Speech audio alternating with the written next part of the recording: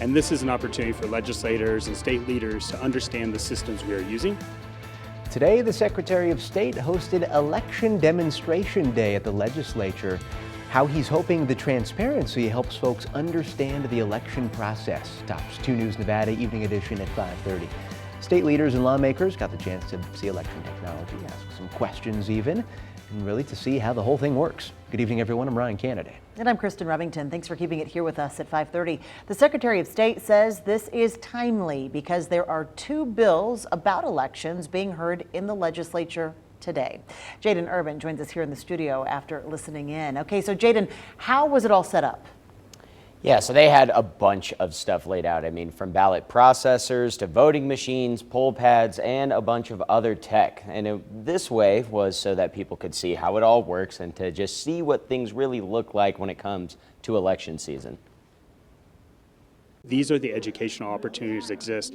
When the chaos of the actual election comes and everybody has questions, it's harder to get this information out. And that's the central thesis of the Election Demonstration Day, the key being transparency. And that's the part of the transparency piece, right? If we can track ballots in real time, we have more information about a pizza than we do sometimes about our ballots. If we can work with companies like Ballot Tracks to build into that information so somebody can track it like a pizza, they'll know exactly where their ballots are. Aguilar says that they are always trying to find ways to improve. It'll also help the counties plan on their capacity. When they know ballots are arriving, they can build the capacity to process those so they don't sit in possession for days. The counties had 99% of the ballots on hand on election day. They were able to process 90% of those ballots. We want to get to that 99% processing. Currently, Nevada has 2 voting machine vendors. The majority of the state uses Dominion voting systems. Carson City and Lander County use election systems and software. This is a full-faced paper ballot that has not been marked in any way. The voter is going to insert it into the device.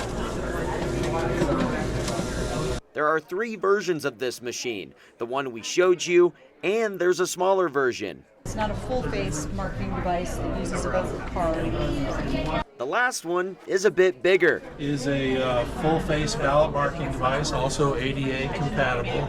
They say this particular one is very popular on the East Coast, especially because some jurisdictions require the entire ballot to be visible on one screen.